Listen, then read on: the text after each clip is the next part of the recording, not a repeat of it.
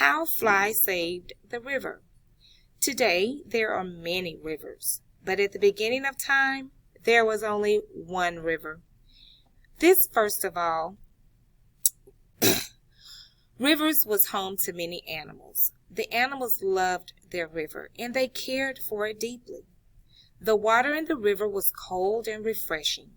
All of the animals loved to drink the water, but they were careful not to drink too much or the river would stop flowing. So one day, a large moose came to visit the river. The moose tasted the water. It was so wonderful that he kept drinking and drinking. Boys and girls, you should be thinking those wheels should start turning by now. The moose didn't know that the river might disappear if he drank too much. One by one, all of the animals crept up to the moose. Excuse me, Moose, they would say. Please don't drink all of the water. If you do, the river will stop flowing. But the moose was enjoying the water too much to stop. But there was one animal who had not yet tried to convince the moose to stop drinking the water. A fly who had been listening from a nearby stump decided to take his turn. The fly came slowly behind the moose and landed upon its rear end. Then, without a word, the fly opened its jaws and took a large bite out of the moose's haunch. That's his backside, children. Ouch! Yelled the moose, and he ran away, slapping his rear with his tail. All of the animals gathered around the fly. Oh, thank you for saving our river, they exclaimed. The fly was proud of himself.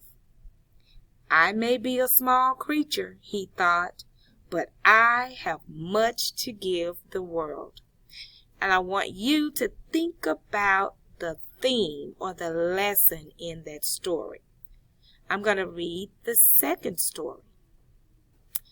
This is called John Darrow, Revolutionary Spy. John Darrow tried to hide his fear as the British soldiers at the checkpoint rifled through his pockets and shoes. He knew that they would not find the message he had hidden inside the second button from the top of his jacket. But if they did, he knew that all of his hard work would be for nothing. It had not been easy to gather the information, but John and his mother had worked hard. The British officers had demanded to use a room in their Philadelphia home to hold meetings. These officers did not suspect that John or his mother could do anything to harm them, so they spoke freely around them. Oh my goodness. John's mother used a code to write down the information that she gathered. Then John carried the information to his older brother, a soldier who could relay the information to General Washington. His mother helped him hide the note in one of his jacket's buttons. But to get to his brother, John had to pass through British checkpoints.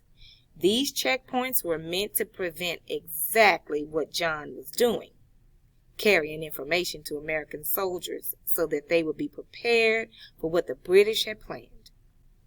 If the British soldiers at one of these checkpoints had caught John carrying a message, he could be jailed or worse. But once again, the soldiers waved John through. Just a harmless young lad, they remarked to each other as John walked past them. John smiled to himself.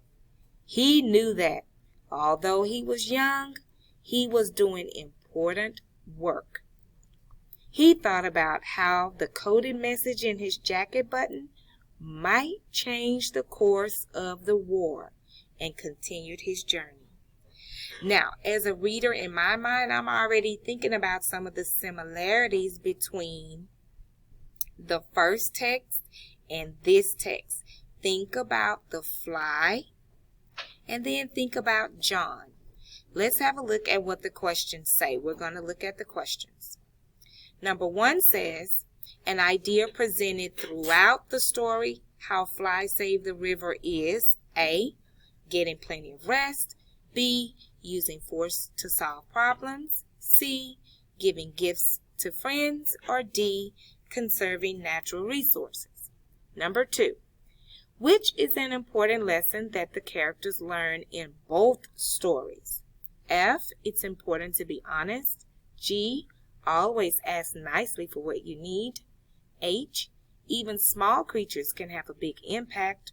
Or J, always be kind to those in need. Number 3, according to How Fly Saved the River, what would be different today if Fly had not bitten the moose? A, there would be no river.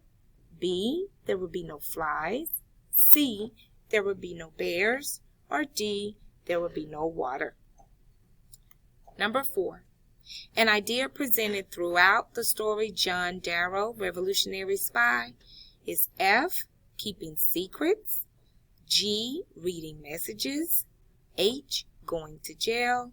Or J, fighting in wars. When they're asking about an idea that is presented throughout, what they're wanting to know is, what was this focusing on? What idea was constantly being presented to you as the reader? Okay. Number 5, the fact that John Darrow, Revolutionary Spy, takes place during the Revolutionary War helps you, the reader, understand A, why John lived in Philadelphia. B, why John carried messages to General Washington. C, why John's mother put the messages in his buttons. Or D, why John was able to travel alone at a young age. So again, it's asking you, the fact that this story takes place during a war helps you, the reader, understand which one of those. Okay. Number 6, which of these is a theme or a lesson or moral from the story John Darrow, Revolutionary Spy? F, you can't trust anyone but yourself. G, you shouldn't care about what other people think. H, sometimes it takes courage to fight for your beliefs. Or J, family will be there for you in good times and in bad. So when they're asking you again about themes in particular, remember, you want a broad, big picture. It's the big idea. It's a big life lesson that kids can use or adults can use. Okay, it's not specific to just one story. Okay, and when it's asking you again about which idea is presented, what is the topic that is being presented to you in the story? Is it about not littering? Is it about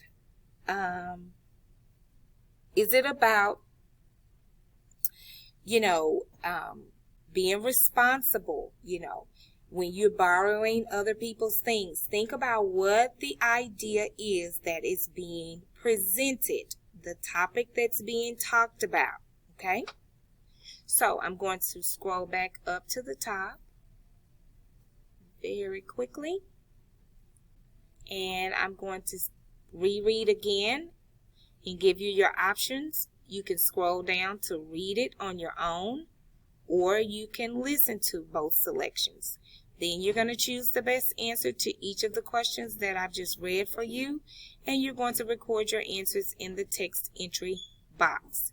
Now, what you're going to do today that's a little bit different is after you record your answers in the text entry box, next to the answer in parentheses, you are going to explain or justify why you chose the answer that you chose. That could be in the form of paragraph 2 and paragraph 3. You can justify your answer by paragraphs, or you can explain yourself. That one would be really great. I chose this answer because, and then explain it. In paragraph 2, it said this, and it made me think this. Okay? So that is the difference today. You are not just putting the alphabet next to your answer choice. You're still doing that, but then I want you to justify your answers like we normally do on paper by telling me the paragraph number or explaining in a very brief statement why you chose the answer you chose. Okay?